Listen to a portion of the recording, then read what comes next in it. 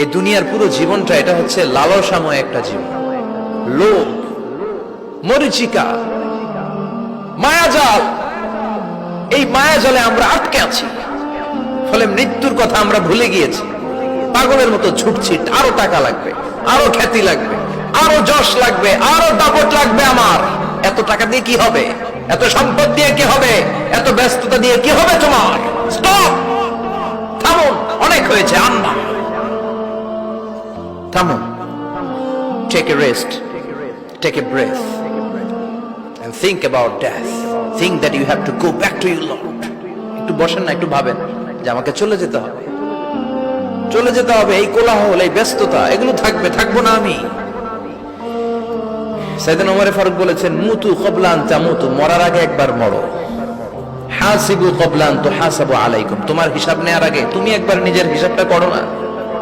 কাগজ বের করে একটু লিখো না কি কি ভালো কাজ করছিলা, যেগুলো দিয়ে নাজাতের ওসিলা হতে পারে। 1 2 3, আর কি কি আকাম কুকাম করছো দেখো না, লিখে দেখো তোমার অবস্থাটা কি। মরার আগে একবার মরো। মরার আগে খাটের মধ্যে শুয়ে শটান করে চোখ বন্ধ করে একবার মরার ভান করে দেখেন কেমন লাগে। চোখটা বন্ধ করেন আর ভাবেন আপনি নাই, কি কি হতে পারে ভাবেন। আপনার ছেলে মেয়েরা কান্না জুড়ে দিবে, আপনার প্রাণের স্ত্রী বিলাপ শুরু করে দিবে, বন্ধু বান্ধবের চিৎকার আর মাতম, স্থানীয় এলাকার মসজিদে ঘোষণা, অমুক এলাকার নিবাসী অমুক ভাই অমুকের ছেলে অমুক দুনিয়ায় নাই। সব আত্মীয়রা চলে আসবে, ফেসবুকে স্ট্যাটাস দেয়া হবে, সবাই সবাইকে জানাবে বিকাল 4টায় অমুক হাই স্কুল ময়দানে আপনার জানাজা। ছুটে আসবে, সবাই ছুটে আসবে আপনাকে শেষ বিদায় দিতে, গুড বাই জানানোর জন্য, আল ওয়াদা, বিদায় জানাতে আসবে সবাই। 4 তাকবীর দিয়ে আপনার জানাজা হবে, অশ্রুসিক্ত জানাজায় আপনার বিদায় হবে। কাঠের খাটিয়ার মধ্যে করে কাঁধে তুলে আপনারে কবরে নেওয়া হবে। আগে থেকে খুঁড়ে রাখা কবরটার মধ্যে আপনারে বিছিয়ে দেয়া হবে। বাঁশের কচি দিয়ে তার উপরে মাটির চাপা দিয়ে সব চলে যাবে। ভাবেন না একবার চোখ বন্ধ করে, this is the circle of life, this is the nature of life. এটা সবার হবে, আমার হবে, আপনার হবে। এত মায়া, এত ভালোবাসা কই যাবে? কেউ থাকবে না, সবাই আপনার অন্ধকার কবরে রেখে দিয়ে চলে আসবে। উপরে বাঁশের কঞ্চি, তার উপরে মাটির চাপা, অন্ধকার আর অন্ধকার। এই অন্ধকার যেন শেষ হতে চায় না, শুধুই অন্ধকার, ঠিক কিনা? এজন্য আমাদের চলে যেতে হবে। দাদা গেল, চাচা গেল, মামা গেল, আমাদেরকেও যেতে হবে, জোরে কোন ঠিক কিনা? একদিন মাটির ভেতরে হবে ঘরে মন আমার, কেন বন্ধ দালান ঘর, প্রাণ পাখি উড়ে যাবে পিঞ্জর ছেড়ে।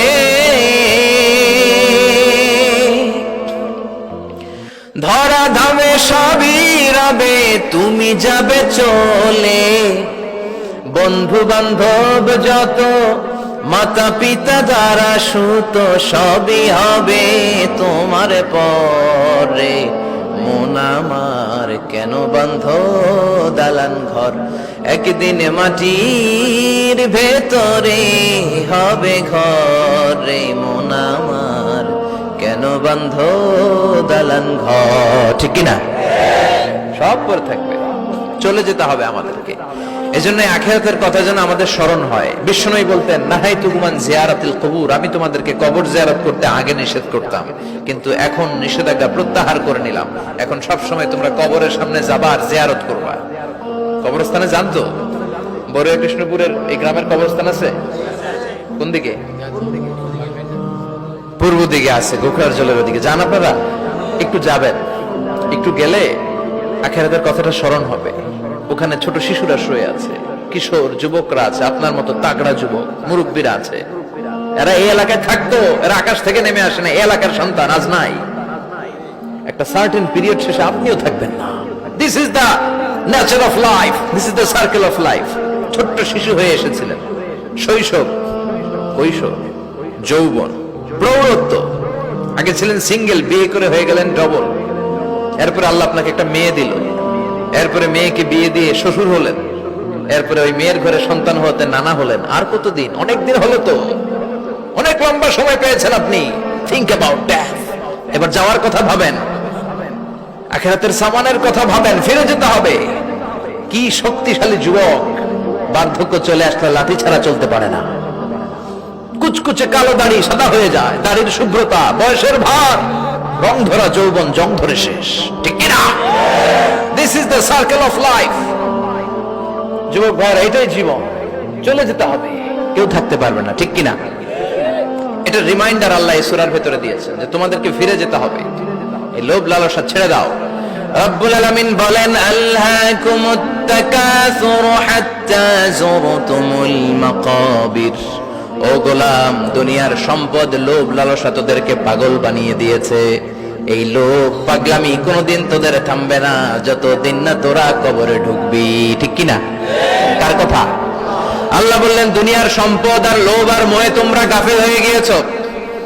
আখিরাতের কথা বেমালুম তোমরা ভুলে গিয়েছো, কিন্তু আখিরাতে তোমাদের যেতেই হবে, কবরের বাড়িতে তোমাদের ঢুকতেই হবে, ঠিক কিনা? যেতেই হবে। আমরা ভুলে যাই।